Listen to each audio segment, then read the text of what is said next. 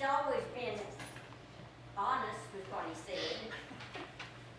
And I'll give you some brief information just before I start the questioning.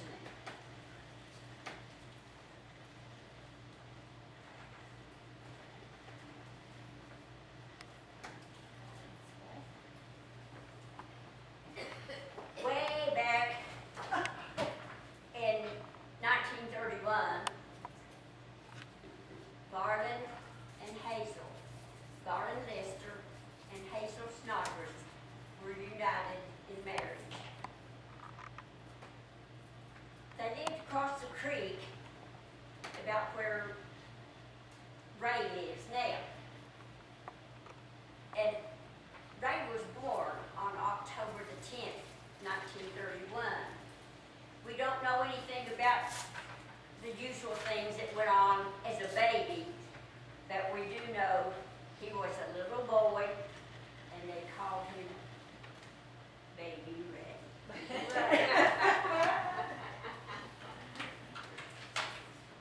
Then another happening happened July the 18th, 1935. Alice was born, and this is me. Well, we have several questions now. Are you ready for the first one? As I'll ever be here. What was you trying to give the baby to eat? Which baby? This one here. Oh, I don't remember, Alice. Cornbread? It could have been. Charlie Bay? I don't know who baked it, but No. Don't you know what Charlie Bay is? uh, It's cornbread mixed with sweet milk, and you eat it with a spoon. oh. Well, I'm glad to know that. But she got through eating the cornbread. There's a picture of Ray and me on that rock back at the house, just like it was then. Starting school was a big day for Ray. He wanted to go to school on Cub. And we had a problem getting Ray to school. How did you get there, Ray? Well, I guess the first thing I remember going to school was Kenny Hatfield. He was a teacher up at Little Cub. It was a 2-room school, and it's where a church sits right now. And my Uncle Chess, Dad's brother, would stop and pick me up. But Kenny was the first one. He would stand in the road just above where I live now, and he would holler across the creek, and he'd say, "Hey, Abner, you want to go to school today?"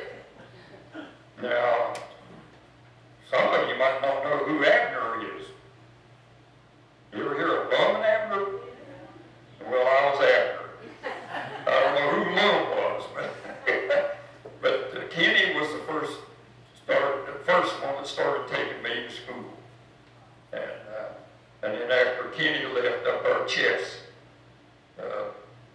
would stop and pick me up. I went to school up there, I think, through the 3rd grade, maybe part of the 3rd grade. But when Mom, we lived down here at the old home place, I call it. And there was a lumber company that came in here from Kentucky. I think we're out of Louisville. H.A. Moss and Son.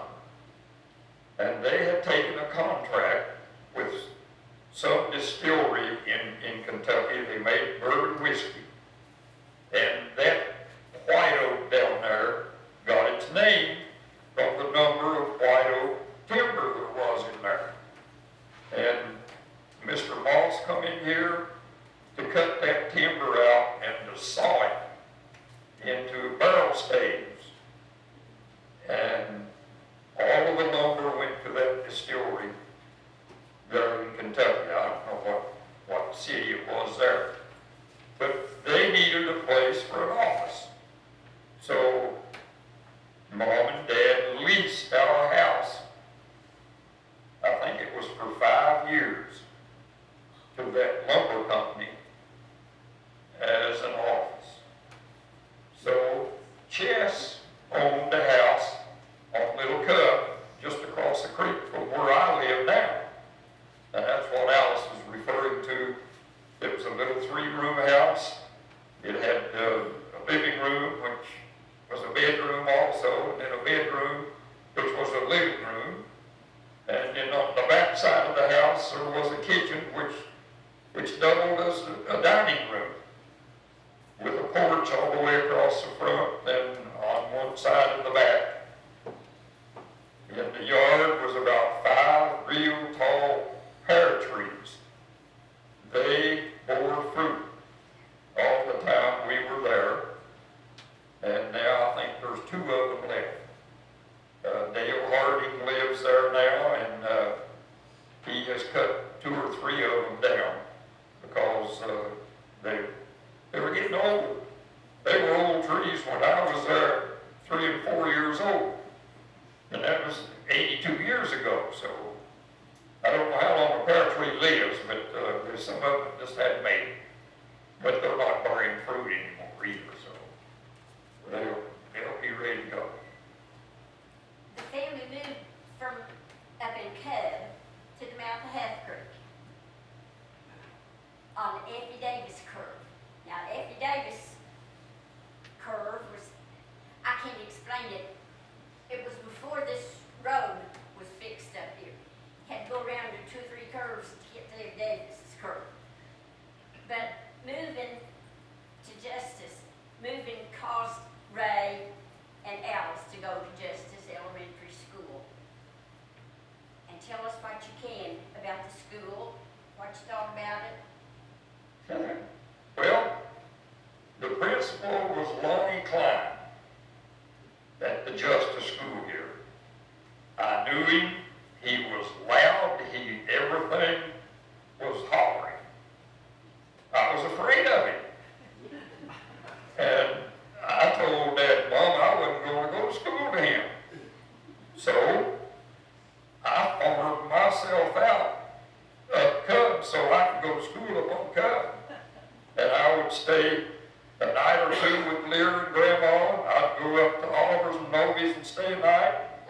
Down to Wirt's and Norrie's and stay a night. I'd go over to Chess's and stay a night. I guess you'd just call me a bum or a hobo or something.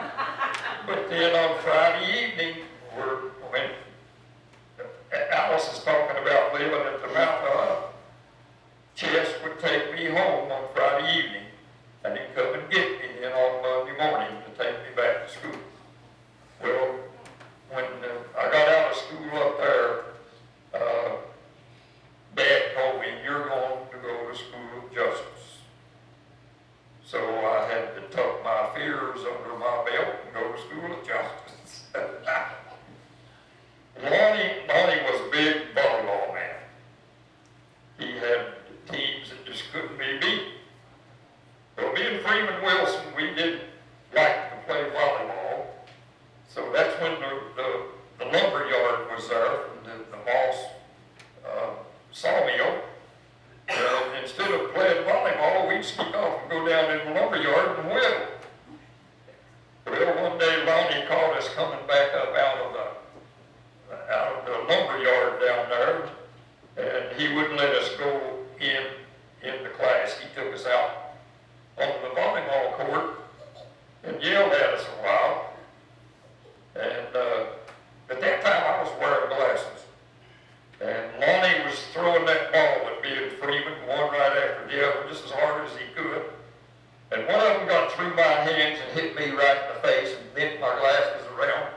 And Lonnie's wife, Ivy, she taught the 1st, 2nd, 3rd grade there. And she raised the window. She saw and heard what was going on. She raised the window, and that was the end of Lonnie yelling at me and Freeman Wilson. Now, Freeman Wilson was Fred Wilson's son,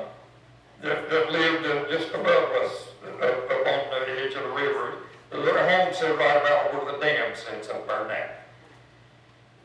I understand that Freeman has passed on. I don't know for sure or not. I'm pretty sure he is with the Lord. After, going to school all day, you had chores to do. And one of them was getting in Keelan.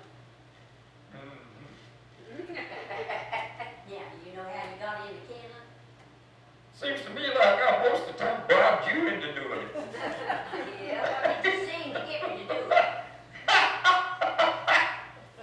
Oh, wait a minute.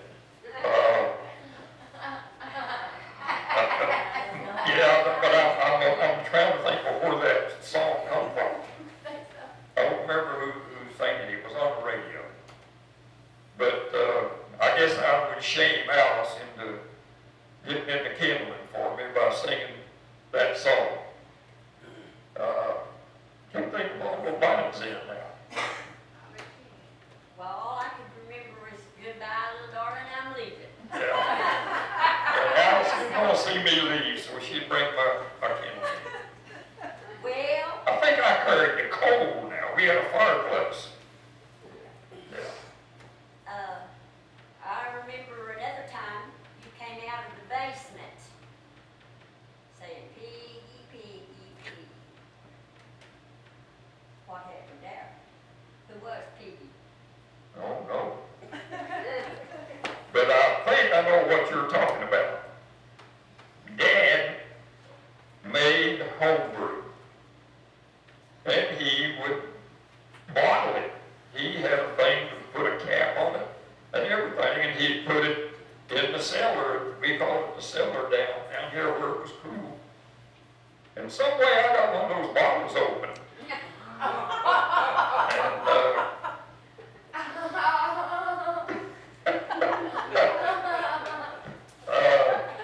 I think that Mom found me on the front porch. I singing "Piggy, Piggy, Piggy," and if I remember correctly, I fell off the porch too. Over here on the river side of the porch.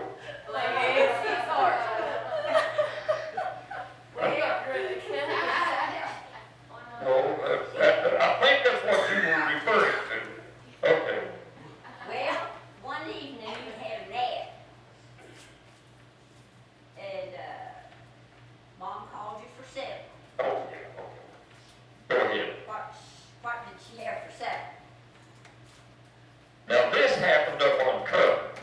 Oh, This is one of the times when I found out that Chess and Cobby and Leslie was going to go to the movies at Yeager.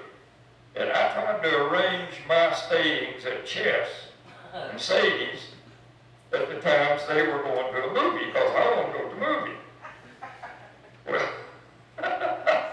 Well, when I got out of the car in front of Lear's house and walked to the house, I told Chess I was going to see if I could stay all night with him. I said, "You wait here a little while." He'd go in and talk to Grandma and Lear. I told him before I left, I said, "I might have to cry a little while before I could get permission to go stay all night." Well, the crying didn't work. And I got down in the floor and was crying, and I scooted up under the bed, and I went to sleep. Well, Chess had gone, I guess, and Mom got down and woke me to come to supper. And I got up at the table and I looked around and I said, "Beans for breakfast?" I thought I'd slept all night. And Mom's gonna feed me beans for breakfast. Well, on August 18th, 1941, we had a brother come into our midst. And Roger was born on that date. I couldn't find a name for Roger. And Ruby Hatfield stayed with us and called him Pee Wee. Now,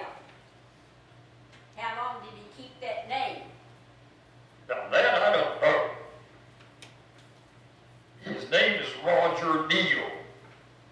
And I know where the name Neal come from. I don't guess anybody here is old enough. Yeah, maybe Irene is old enough to remember a Governor Neely. Do you remember him, Irene? Dad had a pickup truck that he had a shed built over like you see today, a cover.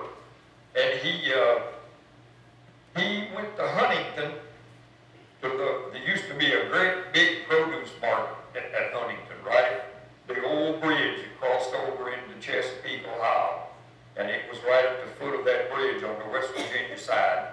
Dad would go down there and load up that truck with produce. And he would bring it back to this area, and he would go door to door selling produce to the people in this area. But on the side of that truck, he had written in, I guess it was whitewash or something, I don't know, Neely for governor. And that's where Roger's name come from, his middle name, Neal. Well, you told me something I didn't know. I thought that was the purpose of this. Well, I didn't know either. This is Roger right here. Yeah. Well, now Roger got a little bit older. He and you were best buddies. Best buddies. Yeah. And Mom got involved with one of your games. Okay. What did she do? Oh, was that the time she whipped you with a broom?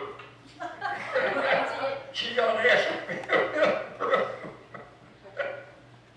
But I thought that was for aggravating you. No, that's for Roger. Okay. Tell them what you did. Who, me? Yeah.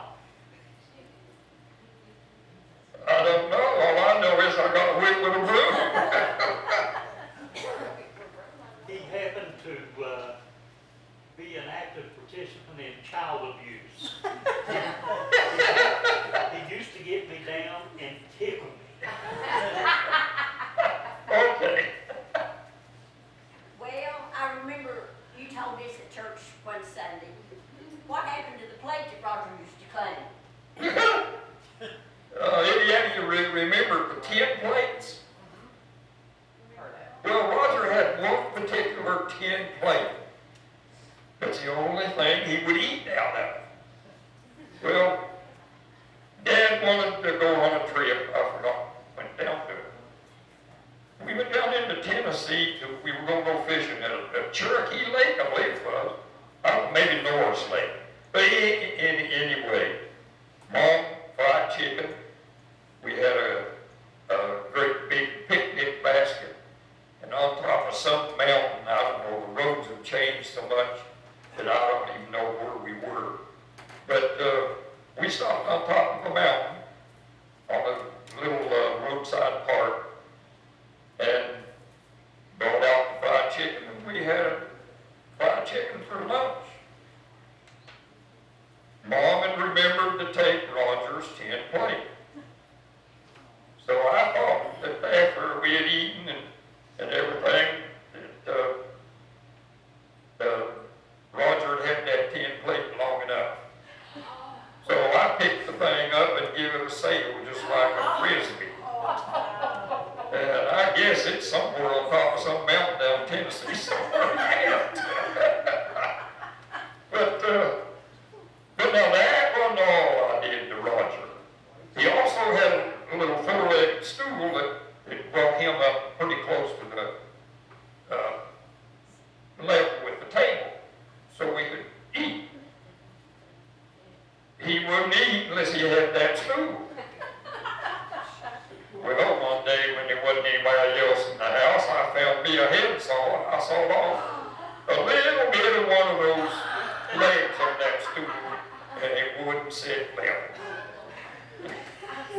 I don't know how long it took him to figure out what had happened to his favorite chair. But he couldn't use the stool much after that, so he had to sit in the chair. I'd bet you with the brag too. More than one. Yes. Well, I've had to go on. High school was next. At Gilbert High turned out to be a lot harder than elementary school. Had different teachers for different things. And you was trying to work at newspapers.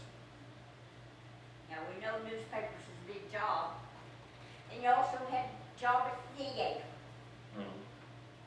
How did you get through that? I'm just smart of it. I don't really know. I'll tell you something. When we lived at the Mouth of Huff over there, Dad mentioned one day I ought to have a paper job. So I started delivering the grit. Anybody remember the grit? Anyway, I delivered the grid on Friday afternoon and Saturday. Then when we moved to Justice from over there, to Mouth of Huff, I think it was the Williams Daily News job come open first, and I took that job. I was delivering grits on the weekend. 5 or 6 days a week I was delivering the Williamson paper, which was an evening paper.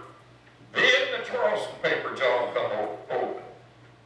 And I took it, and that was 7 days a week. The Sunday paper sometimes was so thick and heavy that I had to make 2 trips. I couldn't carry them.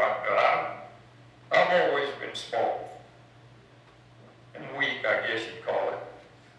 But anyway, I was delivering the grit, the Williamson paper, the Charleston paper. I was working in the service station that used to be here at Justice. Randall Hill owned it. And I was working in the theater at night. I didn't have much time to go fishing and swimming. But and I did that right up until I went into the Army too. I was pretty busy, little fella. This is Ray's graduation picture here. Well, you had to have some fun. Oh, okay. Yeah. I've always been a wanderlust. When Mom got a churn. A churn, electric I know, an electric one, I don't remember that. Go ahead. churn. What happened when you made some milkshakes with that churn? I don't know, I don't remember this. What happened, Roger? Ray and Manuel decided they would make milkshakes in this new electric churn. The only problem is, the 2-gallon container was made of glass. And after they got the ice cream in, put the milk in, they put the beaters down in it. And lo and behold, they were gonna check to see if it was smooth enough, the milkshakes. But they didn't turn the churn off before they lifted it up, and it hit the side of that churn, and we had milkshakes all over the dining room. I don't remember that. Well, he's the one gave me that question. Oh, okay. Well, you learned to drive. Yeah. What happened when you went up the road so often? When I went up the road so often, Yeah, after you learned to drive. I don't know. Going to the toilet? That's all right. Yeah, did I have to go up the road to go to the toilet? you got a chance. Oh, yeah. Okay. Every time you get a chance to go, the toilet was sitting off the side of the house. And you sneak out there and go to the car and go up the road. Yeah, little 35 Ford pickup truck. Yeah, maybe. That's what I learned to drive in. Well, the time for graduation came and went. You entered the Army with Cobby Lester, Manuel Aguilera. And you had a surprise in store. You'd been told not to volunteer for anything. Yeah, What happened then? I did.